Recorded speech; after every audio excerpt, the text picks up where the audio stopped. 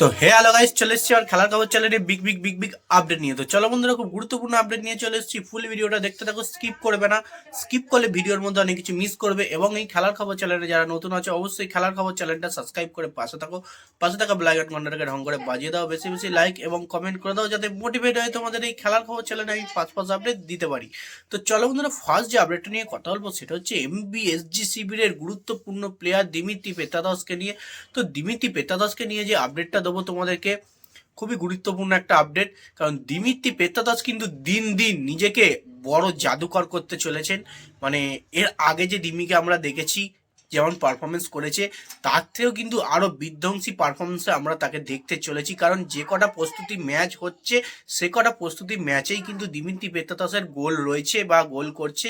মানে গতকাল কিন্তু একটা প্রস্তুতি ম্যাচ ছিল মোহনবাগানের সিনিয়র দলের সঙ্গে। তো সেখানেও কিন্তু দিমিত্রি পেত্রাদাস অসাধারণ পারফরমেন্স করেছেন এবং তার সঙ্গে সেখানে গোলও কিন্তু এনেছেন দলের জন্য। মানে বললেই চলে, তিনি কিন্তু একটা বিশাল বড় একটা জাদুকর হয়ে উঠেছে এমবিএসজি টিমের। আশা করব দিমিত্রি পেত্রাদাস এই মরশুমে মোহনবাগান সমর্থকদের প্রচুর পরিমাণে ভরসা যোগাবে, নিরাশা করবে না। তার প্রতি যে দর্শকদের ভালোবাসা, সেটা কিন্তু সে আবারও প্রমাণ করে দেবে। দেখা যাক দিমিত্রি পেত্রাদাস কি পারফরমেন্সটা দিতে পারে আইএসএল এর প্রথম থেকে। 14ই ফেব্রুয়ারি আইএসএল প্রথমেই ওপেনিং ম্যাচ মোহনবাগানের সঙ্গে, হয়তো কেরালা ব্লাস্টার্সের, সেই ম্যাচেই কিন্তু দিমিত্রিকে জ্বলে উঠতে হবে। তো যাই হোক, নেক্সট এবার যে আপডেটটা নিয়ে কথা বলবো সেটা হচ্ছে খুব গুরুত্বপূর্ণ আপডেট। সেটা হচ্ছে এমবিএসজি শিবিরের কোচ সার্জিও লোবেরাকে নিয়ে। তো এমবিএসজি শিবিরের কোচ সার্জিও লোবেরা কিন্তু প্লেয়ারদের নিয়ে একটা বড় বার্তা দিল। সে কিন্তু বলল, আমাদের টিমে প্রতিটা প্লেয়ারই কিন্তু পুরোপুরি পারফেক্ট। মানে আমাদের প্লেয়ারে কোনো প্লেয়ারটাই যে লো কোয়ালিটির সেরকম কিন্তু মানের কোনো রকমই প্লেয়ার নেই। আমি কিন্তু পুরো দলটাকেই তৈরি করে নিয়েছি এবং প্রতিটা প্লেয়ার কিন্তু দলের সবাই সমান পারফরমেন্স করতে পারে এবং একই পারফরমেন্স দেয়। এবং বেসিক্যালি কেউ আগু কেউ একটু পিছু তো অবশ্যই প্রতিটা দলেই থাকবে, ভালো খারাপ।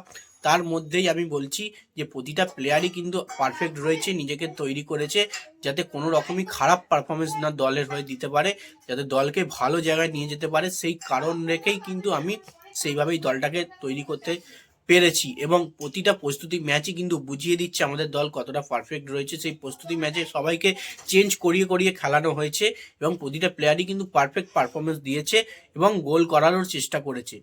তো এর আমি কিন্তু বার্তা দিয়ে গেছেন সার্জিও লোবেরা। কারণ সার্জিও লোবেরা কিন্তু একটা অন্য ধরনের কোচ, আমরা নিশ্চয়ই জানি, তোমরা নিশ্চয়ই দেখেছো সার্জিও লোবেরার আন্ডারে কিন্তু মোহনবাগান কেমন পারফরমেন্স করে।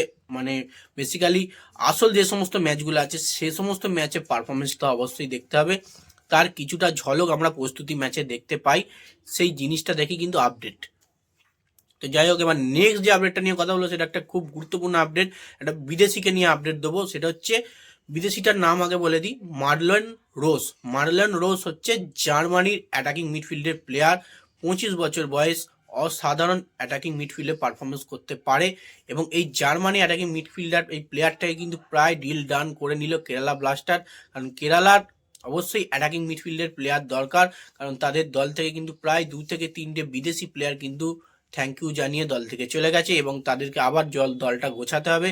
এবং এবার কিন্তু জার্মানির এই মার্লনকে নিয়ে কিন্তু দলে তারা অ্যাটাকিং মিডফিল্ড গোছাতে চাইছেন এবং এই জার্মানি প্লেয়ার অসাধারণ পারফরমেন্স করে। আন্ডার 19, 20, 21 এই সমস্ত দলে কিন্তু গোল করার ক্ষমতা রয়েছে, এর সঙ্গে কিন্তু ডিফেন্সও সামলাতে পারেন।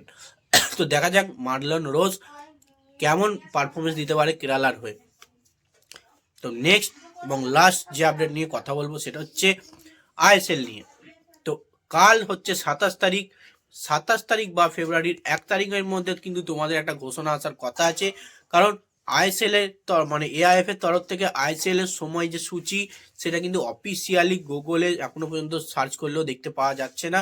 সেই জিনিসটা কিন্তু তোমরা জানতে পারবে, অফিসিয়ালি শিডিউল লিস্টটা তোমরা জানতে পারবে হয়তো কাল 27 তারিখ, নাহলে ফেব্রুয়ারির 1 তারিখে। তো দেখা যাক কাল 27 তারিখ ঘোষণাটা আসে কিনা। যদি ঘোষণা এসে যায়, অবশ্যই ফার্স্ট খেলার খবর চ্যানেল তোমরা খবরের নজর রাখো এবং চ্যানেলের থেকে তোমরা ফার্স্ট আপডেট পেয়ে যাবে। আর আশা করব খুব শিগগিরই আইএসএল এর সময়সূচি তোমরা বেরিয়েই আসবে।